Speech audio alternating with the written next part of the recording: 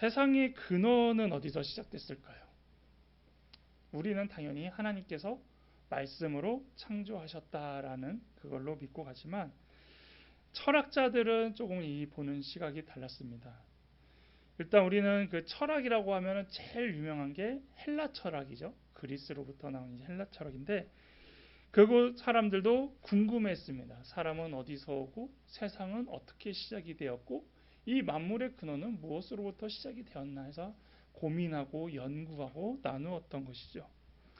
그 가운데 이제 주전 6세기 이오니아에 번창하던 상업도시들을 기반으로 한 밀레토스 학파라는 대표적인 학파가 탈레스라는 인물이 있는데 이 사람이 이제 만물의 근원은 물이다라고 해서 물로 시작해서 이제 뭐든지 다 이제 물과 관련이 있다라고 이제 이야기를 했습니다. 이제 이후에 아낙시메네스라는 사람은 이제 공기로 시작이 된다. 헤라클레이토스라는 사람은 이제 불이다라고 이제 생각을 했고요.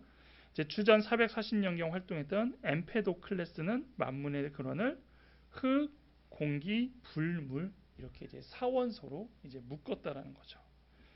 그래서 이 네 원소가 사랑에 의하여 결합하게 되고 미움과 다툼에 의해 분리되면 만물이 생겨난다라고 해서 이제 이 철학자들은 그렇게 설명을 했습니다.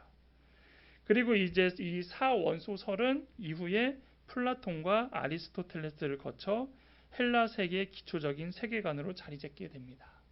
그래서 이제 철학자들이 가지고 있는 이 사원소는 어떤 뭐 영화의 어떠한 소스로 쓰이거나 뭐 소설의 이런 이야기로도 쓰이는 게 이제 이것을 통해서 이제 지금까지 이어지고 있는데요. 이 사원소에 대하여 제가 이렇게 잠깐 언급한 건 뭐냐면 지금 계시록에서 나왔던 이 일곱 대접의 재앙을 잘 살펴보면 당시 헬라 문명에 영향을 받던 로마 제국 사람들이 붙들던 세상의 기초 원소들, 이 흙과 불과 공기와 물이 하나하나 심판을 받으며 무너지는 것을 볼 수 있기 때문입니다. 그러니까 세상 사람, 그 당시 사람들이 믿었던, 그러니까 이 헬라 철학의 영향이 굉장히 컸거든요. 예, 그것을 절대적으로 생각했지 않습니까? 그래서 이 불과 물과 공기와 흙에 대한 것들이 하나님으로 인하여서 이제 흔들리기 시작하니까 이제 하나님께서는 이 세상 사람들이 가지고 있는 것들이 다 잘못된 것이라는 걸 이것을 통하여 보여주고 있다라는 것이죠. 첫째 대접은 무엇이었습니까? 흙, 곧 땅에 쏟아지고 둘째, 셋째 대접은 각각 바다와 강과 물 근원에 대하여서 심판을 했고 넷째 대접은 불, 곧 해에 쏟게 되고 그리고 마지막 대접은 지금 공중, 즉 공기에 부어지고 있습니다. 그래서 이런 심판들을 통하여서 그 당시 사람들이 믿고 있었던 것이 잘못된 것이고 이 세상에서 의지하고 있는 것들은 다 틀린 것이라는 것을 정확히 보여주고 있다는 것이죠. 그래서 이 땅에서 사람들이 믿고 있었던 이 변하지 않았던 세상의 근본의 구속 요소들을 하나님이 진노의 재앙 가운데 하나 차례대로 무너뜨리시면서 하나님이 참 신임을 직접적으로 보여주고 있습니다. 자, 드디어 이제 일곱째 천사가 대접의 공중을 쏟습니다. 이 공중에 쏟는다라는 것은 하늘과 땅의 중간지대의 모든 광범위한 영역인 전 지구적인 영역을 뜻합니다. 그러니까 어떤 바다와 하늘을 향한 게 아니라 그 사이에 있는 공중을 이제 지목했다라는 것은 이제 모든 지구가 이 재앙을 겪는다는 것이죠. 그래서 이 하나님의 진노가 공중에 부어짐으로써 이제 악의 세력은 더 이상 도망갈 곳이 없어지는 것을 의미합니다. 이렇게 대접을 쏟게 되자 이제 하늘의 성전 보좌로부터 이러한 음성이 들립니다. 17절에 일곱째 천사가 그 대접을 공중에 쏟음에 큰 음성이 성전에서 보좌로부터 나서 이르되 되었다 하시니 라고 말합니다. 이 보좌로부터 음성이 나오는 경우는 본문을 제외하고 19장 5절에서 하늘의 큰 무리의 합창대가 할렐루야를 외치며 종말을 선포하는 찬송을 부를 때나 또한 21장 3절에서 완성된 새하늘과 새 땅의 의미를 선포할 때만 나오는 표현입니다. 또한 7대 대접에 대응해서만 특별히 성전, 보좌, 하늘이라는 단어가 다 등장하고 있습니다. 이것은 무슨 이야기냐면 이제 7대접의 재앙이 마지막 재앙, 최종 재앙이라는 것을 이야기하는 것이죠. 그리고 이것을 통하여 모든 신적 세력이 하나로 통합되는 최고의 절정인 장면을 나타나기 위하여서 그 표현들을 하나로 이 구절에 묶어두고 있습니다. 그리고 여기서 이제 명확히 드러나는 것은 무엇이냐면 이 보좌에서 나온 음성이 뭐라고 표현하냐? 되었다. 되었다는 무엇입니까? 완료 시제예요. 부어졌는데 됐다라는 이제 시제로 이제 되었다는 것인데 이것은 이제 무슨 이야기냐? 끝났다, 완성되었다라는 것이죠. 그래서 7대접의 재앙이 끝났고 이 재앙으로 이룰 하나님의 목적이 완성되었다라는 것을 이 구절을 통해서 알려주고 있는 것입니다. 그러니까 7대접 재앙이 부어지자 이제 하나님의 역사가 최종적으로 마무리되기도 하고 이제 또 새롭게 시작되는 그것이 동시에 이루어지는 것이죠. 그래서 이 선포는 어디서 이제 찾아볼 수 있냐면 우리가 예수님께서 십자가에서 돌아가실 때 가상칠언을 하셨지 않습니까? 그 가운데 어떤 단어가 있냐면 다 이루었다. 그게 바로 이거와 동일한 의미입니다. 그래서 이 되었다라는 음성은 성부 하나님의 심판사역의 성취를 선언한 것입니다. 그래서 이 되었다라는 음성이 나오자 번개와 음성들과 우레소리가 일어나며 그 역사상 유례를 찾아볼 수 없는 큰 지진이 이제 일어납니다. 18절에 번개와 음성들과 우레소리가 있고 또 큰 지진이 있어 얼마나 큰지 사람이 땅에 있어 온 이래로 이같이 큰 지진이 없었더라 라고 말하고 있습니다. 7번째 대접은 앞서 7인 7나팔에 비해 그 강도가 가장 큰 재앙입니다. 7째 인은 우박이 없지만 7째 나팔에는 큰 우박이 등장하고 지금 여기 7째 대접에는 무게가 1달란트나 되는 거대한 우박이 떨어진다고 뒤에 나올 정도입니다. 자, 이 큰 지진으로 인해서 그러면 어떤 일이 이제 일어나냐면 큰 성 바벨론이 세 갈래로 갈라집니다. 그래서 세 갈래로 갈라진다는 것은 뭐 실제로 이제 크게 세 갈래로 갈라진 걸로 의미할 수도 있지만 계시록에서 3은 무슨 수죠? 완전수, 삼위일체를 의미하기도 하고 셋이라는 것을 의미합니다. 즉 회복이 불가능한 완전한 상태의 지진입니다. 그만큼 완전히 파괴시키는 지진이어서 세 갈래라는 표현을 이제 써서 이 지진이 났다라는 것이죠. 그래서 이 지진은 그래서 바벨론을 흠모하고 짐승을 따르던 바벨론뿐만 아니라 그 주위에 여러 왕들과 그들이 다스리던 성들도 무너뜨리는 것입니다. 그동안 성경에서는 하나님께서 이 종말의 최후 심판을 통하여 등장하실 때는 이 무시무시한 지진과 함께 땅이 진동하고 격변할 것을 항상 예고하셨습니다. 그래서 예수님께서도 마지막 때가 되면은 막 지진이 일어날 것이고 전쟁이 일어날 것이고 그거 다 알려주셨죠? 천지지변에 대하여서. 근데 이것이 이제 현실로 나타나고 있는 것이죠. 그런데 이들이 이렇게 무너진 이유, 이들이 이렇게 큰 재앙을 받는 이유는 무엇이냐? 맹렬한 진노의 포도주 잔을 받았기 때문입니다. 즉 멸망할 것을 이미 예고 받았기 때문이라는 것이죠. 하나님께서는 그의 백성을 기억하시고 그를 경외하는 자들의 선행과 기도를 기억하시며 그 백성과의 언약을 기억하십니다. 즉 믿는 자들이 구원받는 것뿐만 아니라 믿는 자들을 핍박하는 자들에 대한 심판도 하나님은 이렇게 기억하셔서 완전하게 멸망시키시는 것이죠.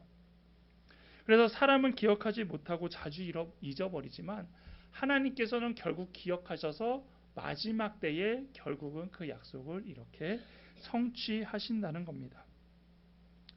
그 결과 이제 큰 성 바벨론이 세 갈래로 갈라지며 무너진 것이죠. 또한 이 바벨론뿐만 아니라 주위의 만국의 성들도 무너집니다. 당연히 지진으로 그거만 무너지지 않겠죠. 이게 크게 주위에 영향을 주니까 그 주위에 있는 만국의 성들도 무너지겠죠. 근데 이것은 이제 어떤 의미냐? 만국의 성은 이제 세속의 도시의 중심지로 상징되는 바벨론이 무너지자 그거와 관계 있는 또 다른 세상의 모든 도시들도 이제 무너지기 시작한다라는 것입니다. 그래서 중심이 되는 바벨론이 무너지니 당연히 주위에 있는 성들도 그 영향을 받는다는 겁니다. 그리고 이것은 또한 영적으로 바벨론에 미혹되어 그 죄악에 동참했기 때문에 그 죄악과 관련되어 있는 부수적인 다른 성들도 다 무너진다라는 것을 의미하고 있습니다. 근데 이것뿐만 아니라 이제 20절을 보면 뭐라고 표현이 되어 있냐면 각 섬도 없어지고 산악도 온데간데 없어진다라고 이야기를 합니다.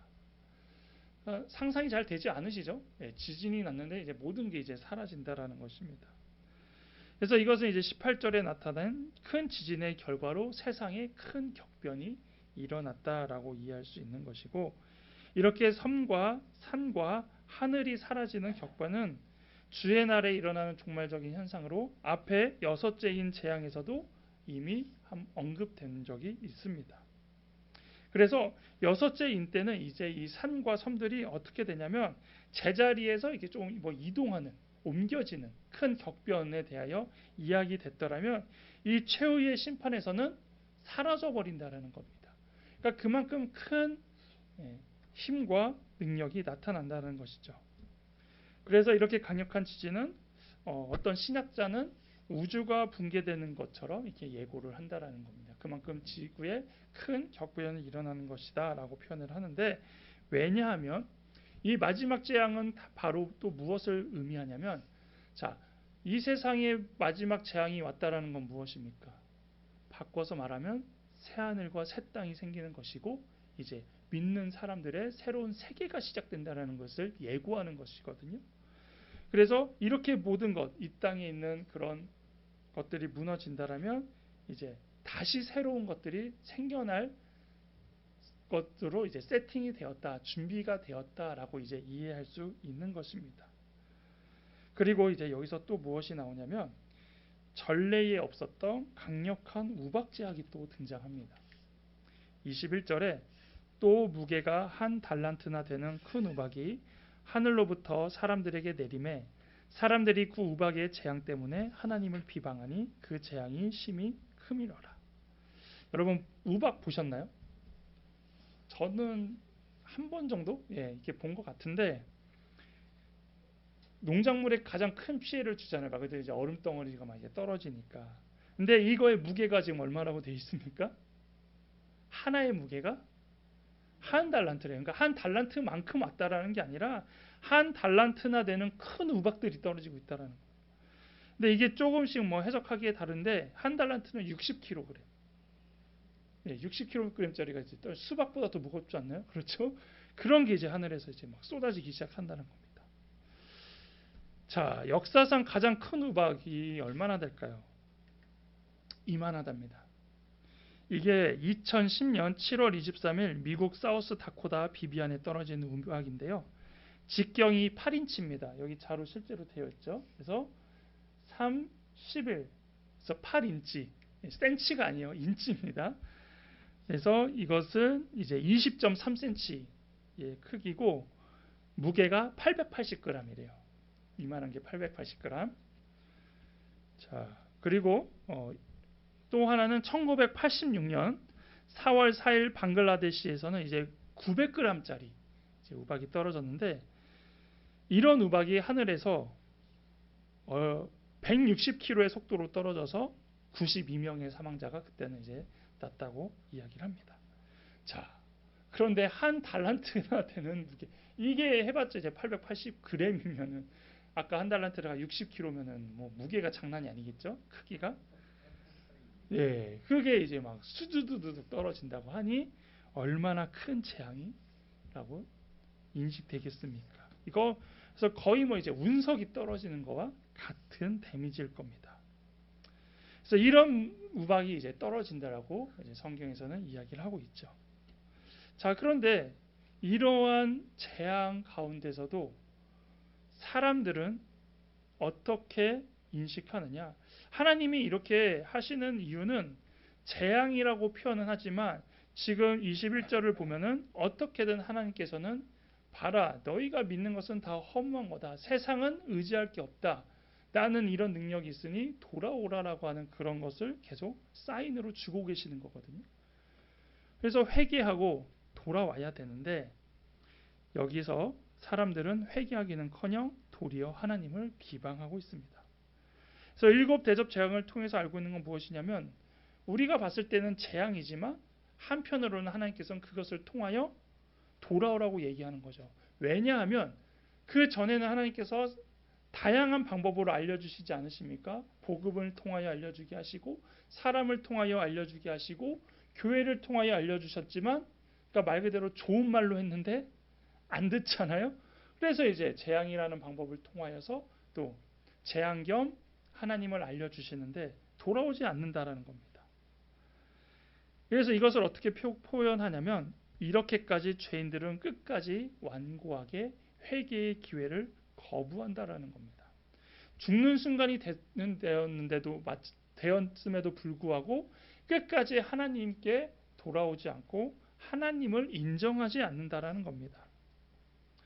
그래서 이러한 모습은 이제 나중에 뒤에 나오는 백보자 심판, 흰 보자 심판에서 이제 최후의 심판에 가는 과정으로밖에 될 수 없다라는 것이죠.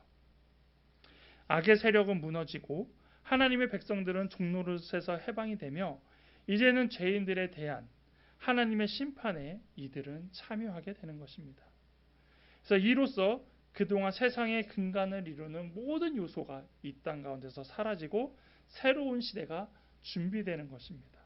그래서 이 이후에 나오는 백보자 심판을 통해서 이제 최종적인 천국과 지옥으로 나누어지는 심판이 되는 것이고 그때는 믿는 자들은 천국으로 가는 것이고 끝까지 이렇게 하나님을 부인한 자는 결국엔 사탄과 함께 지옥으로 가는 이야기가 뒤에 이제 나오는 것이죠.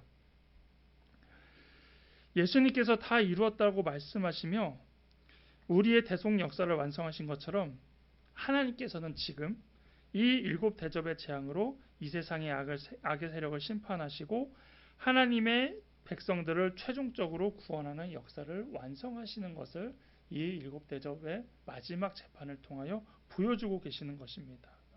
그래서 이것은 모든 것이 망하는 겁니다. 그래서 공중 권세가 무너지고 공중 권세 잡은 자가 세상에서 붙들었던 정치, 사회, 경제, 문화 등 모든 제도와 주권이 사라진다라는 것입니다. 그러니까 현실적으로 자연계만 무너지는 것이 아니라 인간이 구축했던 모든 것 자체가 아예 이제 없어지는 것을 말하고 있습니다. 자, 하나님께서 그래서 이렇게 하시는 것이며 그리스도의 백성들이 겪었던 이 땅의 고난과 인내를 이렇게 반드시 갚아주신다라는 것입니다. 왜냐하면 그들이 믿는 자들을 이렇게 어렵게 하고 힘들게 하고 고난을 주었듯이 마지막 때 그들은 이제 자연재해나 이러한 심판을 통하여 똑같이 겪게 하신다는 것이죠. 그래서 지금 우리들이 그리스도를 위하여 받는 다양한 고난과 수고가 헛된 것이 아니라는 겁니다. 우리가 하나님을 믿음으로 인하여서 우리가 신앙생활을 함으로 인하여서 직접적인 어떤 육체적인 괴로움을 우리는 아직 겪진 않지만 어떤 심리적인 거라든지 정신적인 거라든지 이런 부분은 여전히 갖고 살고 있지 않습니까? 근데 이거에 대하여서 하나님께서는 마지막 때에 다 심판으로 해결해 주신다라는 것이죠. 그래서 지금 우리가 신앙생활을 하고 하나님을 믿는 것이 가장 가치 있는 것이고 동시에 이 하나님의 구원 사역에 동참하고 있다라고 이해할 수 있는 것입니다. 지금 세상의 상식과 지식과 문화에 이 기독교가 딱 들이대면 어떨 것 같습니까? 계속 밀리는 것 같죠? 그리고 계속 다른 이야기를 하는 것처럼 이야기를 드립니다. 요즘에 제가 보는 유튜브가 있는데 거기에 이제 종교에 대해서 이야기를 하더라고요. 정확히 이슬람교, 유대교, 기독교. 그래서 자신들도 알아요. 이게 종교라는 이야기를 지식선에서 푼다라는 게 한계가 있는 것이고, 그다음에 이것을 이제 학문으로 풀어야 된다라는 것. 거기까지만 이제 풀지만 어떠한 그 복음 전하는 건 아니기 때문에 그런 모습으로 이제 계속 보여주면서 유대교에 대한 이제 명확한 이해, 이슬람에 대한 명확한 이해, 이 기독교에 대한 명확한 이해. 그런데 한계가 있다라는 것이죠. 왜냐하면 우리는 성령을 받아야 신앙 고백을 할 수 있는 것이고 그 믿음을 가지고 종교로서 이제 가는 거 아닙니까? 근데 그거를 지식으로 어떻게 알려줄 수 있어요? 사람들은 성경을 지식으로 받아들인단 말이에요. 그러니까 인정하지 않고 이 기적을 그냥 하나의 신화로 받아들이는 겁니다. 근데 그런 사람들이 누구예요? 유대교 자체가 벌써 그렇게 받아들이잖아요. 예수님을 인정하지 않고. 이슬람교는 예수님을 신으로 받아들이는 게 아니라 예언자로만 받아들이고, 이런 문제들이 지금도 있으니까 이 기독교가 당연히 지식으로는 인정할 수 없는 종교, 이해할 수 없는 종교가 되다 보니 이제 세상에서는 항상 어떤 논리적인 방법과 그리고 논리적인 방식으로 이렇게 설명을 해야만 믿는데, 그러다 보니 이제 한계가 있다라고 생각을 하는 것이죠. 그렇지만 우리 하나님은 어떤 분이십니까? 논리 위에 계시고 철학 위에 계시고 이 땅 위에 계시기 때문에 우리가 말로는 설명할 수 없지만 보여지는 것이 벌써 다양하게 말로 설명할 수 없는 것을 실제로 우리에게 보여주심으로 인하여서 경험하게 되고, 우리가 그것을 통하여 하나님이 계시다는 걸 인정하게 되고, 우리가 그것을 이제 전하면서 하늘 소망을 갖게 되는 것 아닙니까? 그래서 그것을 우리는 계속 붙잡고 살아가야 된다는 것입니다. 세상에서는 철학이 모든 학문의 최고에 있습니다. 그렇죠? 그래서 미술, 음악, 체육, 이러한 분야에서도 최고는 철학이에요. 그래서 이 사람 학문 중에서도 모든 학문 가운데 박사는 철학 박사가 인정받는 게 모든 것이 철학을 기준으로 해서 그 밑에서 파생되기 시작한 거거든요. 근데 이 철학 위에 뭐가 있냐? 신학이 있다라는 겁니다. 근데 이제 신학 박사는 이제 또 철학 밑으로 두잖아요. 이제 실제로 놨을 때는 이제 그렇게 있는데, 중요한 건 뭐냐면 세상에서는 뭐 그렇게 하더라도 결국은 우리는 이 하나님이 이 세상의 지식보다 일단은 위에 계시고 그 이상으로 하나님은 우리에게 보여주시기 때문에 우리는 그런 하나님을 믿는 것 자체만으로도 힘을 얻고 기대하며 살아갈 수 있다라는 것이죠. 제가 이 계시록 가운데 일곱 나팔, 7 대접 재앙을 보면서 궁금한 게 하나 생겼습니다. 뭐냐면 예수님께서 오실 때는 아무도 모른다고 했습니다. 그런데 이런 재앙의 경고는 언제 일어나서 진행되고 있을까 합니다. 그래서 이 계시록에 보면은 분명히 시간상 이제 흘러가는 거잖아요. 계속 이 재앙이 한 번에 하루 만에 막 계속 부어지고 이게 아니라 이 되고 있는 기간이 있다라면 분명히 예수님은 한 번에 오시기 때문에 그 재앙을 이렇게 하다 보면은 이게 뭔가 좀 안 맞는다, 시간적으로 계산할 수가 없다라고 했는데, 성경에서는 이미 그 답을 알려주고 있다라는 것이죠. 예수님께서 재림하실 때 아무리 하늘에서 늦게 내려오셔도 7가지 재앙들은 그 사이에 이 땅에서 다 일어나기에 시간이 맞지 않는다라는 것입니다. 즉, 이 계시록을 보면은 우리는 어떤 생각을 하냐면 7 재앙은 앞으로 일어날 재앙이라고 생각하는 사람들이 아직도 있다라는 것이죠. 언제부턴가 시작되어서. 하지만 이미 이 재앙은 시작되었다라는 겁니다. 그래서 어느 한 시점부터 나팔을 불고 인을 떼고 아니면 대접이 부어지고 해서 그게 아니라 이미 이 재앙은 시작되어서 이어지고 있고, 이제 마지막 때 정확히 예수님이 오심으로 인하여서 7 대접이 부어진 것과 같은 상황이 나타난다라는 것이죠. 그래서 지금을 사는 우리는 이미 이 시작되고 있는 이 재앙 가운데 거룩한 모습을 유지하며 살아가야 되는 것입니다. 그래서 이것을 이제 이단들이나 세대주의자들은 계속 기다리라는 것이에요. 1000년 동안 이런 일이 일어날 것이다, 이런 재앙이 일어날 것이다. 그래서 어떤 날짜와 시간에 계속 뭔가를 맞춰 집어넣으려고 하잖아요. 근데 계시록 처음에도 얘기했듯이 인재앙과 나팔재앙과 대접재앙은 같은 거거든요. 네, 같은 겁니다. 인이 끝나고 그 다음 나팔이 또 일어나고 나팔 끝나고 대접이 일어나고, 이게 아니라 같은 재앙을 3가지 방법으로 한 거기 때문에 그 재앙의 모습들이 지금 일어나고 있잖아요. 지진도 일어나고 기근도 일어나고 전쟁도 일어나고 기상이후도 일어나고 그러면서 점점점 그게 확장되지 않습니까? 그 데미지도 커지기 시작하고 이것을 통해서 결국은 하나님이 계시다는 걸 사람들이 믿어야 되는데 믿지 않는 것도 똑같이 나타나고 있고 이러고 있다는 겁니다. 이런 모습을 통하여 이제 믿음의 사람과 바벨론을 따르는 사람들의 차이점이 나타난다라는 겁니다. 그래서 믿음의 사람들은 이 재앙을 통하여 끝까지 신앙을 지키고 인내하기를 다짐한다면 바벨론과 그의 사람들은 하나님을 비방하기 바쁘다는 거죠. 그래서 지금의 모습도 똑같지 않습니까? 믿는 사람들은 끝까지 하나님을 믿음으로 가고 있고 믿지 않는 사람은 계속 하나님을 비방하고 도리어 하나님을 무시하는 상황, 이런 상황이 일어나고 있다는 겁니다. 이제 우리는 마지막 날에 대하여 예수님께서 말씀하실 때에도 재앙과 환난에 대하여 말씀하셨다는 겁니다. 그리고 하나님께서는 이것을 이제 환상을 통하여 그 재앙의 모습들과 환난의 결과들을 알려주고 계십니다. 이것을 통하여 이제 우리는 무엇을 알아야 됩니까? 세상의 마지막이 있다라는 걸 이제 인지해야 되는 것이고 그 마지막을 향하여 살아가고 있다라는 것을 계속 알고 있어야 합니다. 그리고 재앙을 통하여 알 수 있는 건 또 무엇이냐? 바로도 10가지 재앙을 받았는데 어땠나요? 회개하지 않고 하나님을 믿지 않았습니다. 이것처럼 마지막 때에도 죄악된 사람들은 자신들이 심판을 받을 것을 알면서도 회개할 줄 모르고 하나님을 대항하는 모습은 여전히 일어난다라는 것입니다. 바꿔 말하면 의인들은 재림의 정확한 때를 알지 못하지만 마지막 때가 가까이 오고 있음을 알게 되어 도리어 회개하고 회복한다라면 믿지 않는 사람들은 그냥 변하지 않는 모습 그대로 간다라는 것이죠. 지금은 그래서 하나님의 통치권과 사탄의 영향력이 공존하는 시대를 살고 있습니다.